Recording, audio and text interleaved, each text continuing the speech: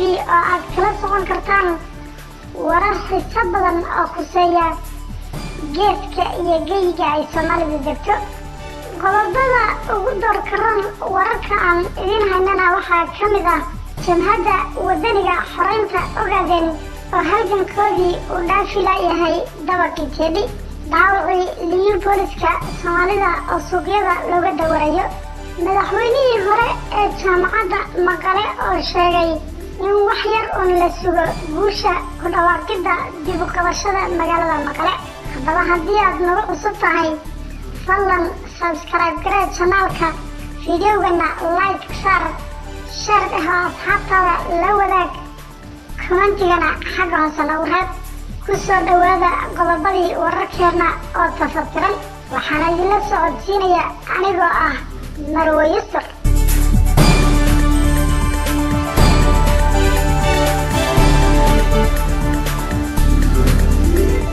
Jamhadda Wadaniga Xoreynta Ogaadeen ee ONLF ayaa la sheegayaa inuu halgankoodii 30 sano ee ay ummadda deegaanka ku baabi'iyeen inuu haatan dhaafi laayahay shir, shaah iyo sheeko maalayacni ah oo ay la fadhiyaan dabaqii Teddy oo xafiis u ah. Jamhadda Wadaniga Xoreynta Ogaadeen ayaa sida xaqiiqadu tahay u diga rogatay fadhi ku dirir muqaaxyaha iyo miidiyaha uun hadal been ah iyo ku tiri kutan la fadhida, kaasoo ay xukuumadda Mustafa Cagjar ee la mahadiyey kaga soo horjeeda, inkastoo uusan isna u tabaryaraysanin oo uu god walba ka saaray, ugu dambeynna isugu geeyey muqaaxyaha shaaha lagu cabo. wuxuuna halganka ay sheegtaan ee 30 sano ku dambeeyey propagando qaawan kadib markii shaah iyo shaxaadba ka waayeen xukuumadda Mustafa Cagjar uu hoggaanka u haya ee ummadda deegaanka barwaaqaysay. inkastoo caasimadii deegaanka ee magaalada Jigjiga dharuun biyo ah laga la'yahay oo halkii jeegaan ee biyo ah uu 50 bir marayo maanta, waxay gabdhaha magaalooyinka ugu sheekeeyaan berigan halganka ku jiray militariga Itoobiya meel baan saaray, iyadoo gabdhaha ay u sheekeynayaan ay xaqiiqada og yihiin inaysan ONLF military meel saarin ee ay shacabkooda leynayeen. gabdhuhu way ka warguraan, laakiin dhegta kale ayay hadalkooda ka sii saaraan oo qub ma dhahdo, waayo xaqiiqada dhabta ah way ka dharagsan yihiin shacabku, laakiin waxaysan maanta haysanin cid u dhaanta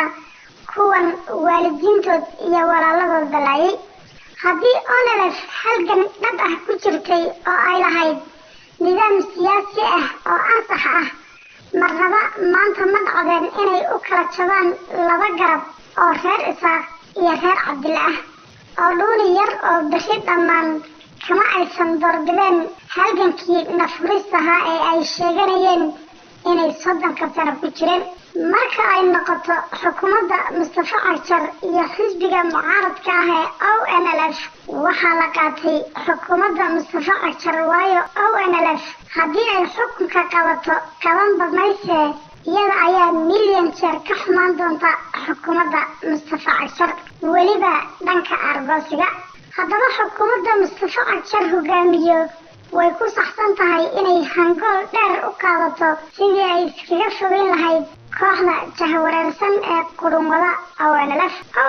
hadday wax garan oo ay fayowdahay, caqli iyo damiir bini'aadmina leedahay, way gaban lahayd maanta oo ka hashoon lahayd waxyaabaha qaar, gaar ahaan hambadii ay iyagu soo reebeen ee xabadooda ka badbaaday ayaanu maamuli oo Mustafanu kursiga kula tartami oo nu ku qabsan,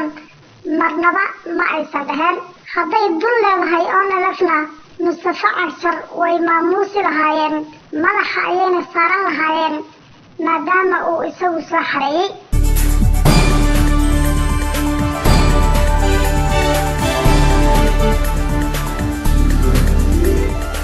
nasiib darrada deegaanka Soomaalida ku habsatay waxaa ugu daran in maanta ciidankii liyuga ee shacabka deegaanka dhiigooda u soo huray welina u huraya inay dawladdu dhaawacyadooda dayacdo, kuna dhahdo askariga dhaawacma qoyskiisu ha daaweyso, iyagoo qoysaska ciidanku inta badan danyar ah oo aan kharash ay wiilashooda ku daaweystaan daaye haysan nolol maalmeedkooda horeyna ugu tiirsanaaba mushaharka askarigu qaato taasoo ku kaliftay qoysaska wiilashooda liyuugu dhaawacmeen inay kharashka daaweynta uga qaramaan qabiilkooda sida magtii qabiilku jifada u qaybsan jiray oo kale amaba uga dawaraan suuqyada magaalada waxaana xusid mudan in miisaaniyadii saadka ee ciidanka iyo tii daaweyntaba ay jaadka ku shubteen taliyaha guud ee ciidanka jenaraal maxamed xaaji tuur mustafa cagjar iyo xuseen qaasimka hoggaanka nabadgelyada jooga maxamed xaaji tuur keligii wuxuu boos 4 milyan oo bir ah oo cabirkiisu 10,000 oo kilomitir ka badan yahay ka gatay xaafadda afraad ee magaalada Dhagaxbuur kaasoo uu ka bilaabay dhismana loo xaqiijiyey inuu qalabkiisa ka dalbaday Hindiya wuxuuna samaysay shirkado gaar ah oo ganacsi oo ilaa Addis Ababa isku xidhan wuxuuna gatay 8 Euro Tracker 3 booyadood oo kuwa shidaalka qaada ah iyo 5 qabaal oo 4 daaqadlayaal ah isaga oo 2 ka mid ah qabaalladaas ka kireeyay xafiiskiisa halka gaadiidka waaweyna qaarkood uu ka shaqageliyey xafiiska biyaha ee dowladda deegaanka Soomaalida haddaba dhammaan hantidan wuxuu ka samaystay miisaaniyadii ciidanka ee dhinacyada saadka howlfulinta daaweynta iyo baxnaaninta iibka dareyska iyo raashinka ciidanka waxaa mushaharkii laga jaray agoonta qoysaskii wiilashoodu ku dhinteen dagaaladii kala duwanaa ee deegaanka daafihiisa ka dhacay iyagoo difaacaya shacabka Soomaaliyeed ee deegaanka haba ugu dambeeyaan kuwii ku shahiiday dagaalkii canfarta ee galbeedka City waxaa murugo weyn ceeb calooliyow iyo foolxumo ah inaan xataa la aasin saraakiishii ku shahiiday galbeedka gobolka City iska daa in qoysaskooda la xusee oo meydadkoodii muddo 2 toddobaad ka badan uu haadku farataysanayay sidaasna uu ku dhamaystay dirays ma helaan ciidanku oo miisaaniyadii dirayska hal mar mooyee muddo 3 sano ah akoonna waaweyn oo aan buuxsanin baa lagu shubtay miisaaniyadii hubkuna way laalan tahay oo tii ugu dambeysay waxaa lagaga howlgalay oo Mustafa Cagjar ku caawiyey dagaalka gobolka Tigreega ka socda hubkii waaweynaa ee ciidanka liyuugu haysteenna markuu Mustafa Cagjar yimid talada deegaanka ayuu ku wareejiyey militariga Itoobiya maxaa ciidanka loogu laayay galbeedka gobolka City ayay shacabku isweydiiyaan inta badan laakiin jawaabta xaqiiqada ah waxay tahay inaysan ciidanku hub ay ku dagaalamaan haysan hubkii waaweynaana lagala wareegay 15 mid oo rasaas ah ka badanna uusan askari walba haysan raashin uusan jirin xataa raashinkii qalalnaa dawo aysan haysan gurmad jirin haddii ay dagaal galaan oo garabkoodu bannaan yahay moraalkii uu ka dhintay oo ay si walba u dayac iyo bahdilan yihiin miisaaniyadoodiina rag baa dabaqyo ka dhisay ganacsi ku samaystay oo muddo gaaban kaga taajiray iyagoo agoontii ciidanku ay gaajo la ildaran yihiin marka sidee bay ku guulaysan ciidan ay hogaamintoodii dagaal dhan walba ah kula jirto wax walbase waxa maanta uga daran in dhaawacoodii suuqyada looga dawaro intay dawladdu tiri qoysaskoodu ha daweystaan kadib markii waayeen waxay ku daweystaanna qaarkood qabiilkoodu u qaaraamayo halka qaar kalena dawarsi suuqa loogula jiro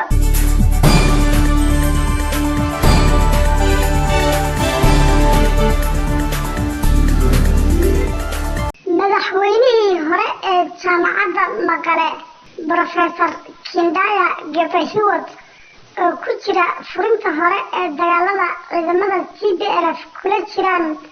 isbahaysiga ciidamada Abiy iyo kuwa Isayaas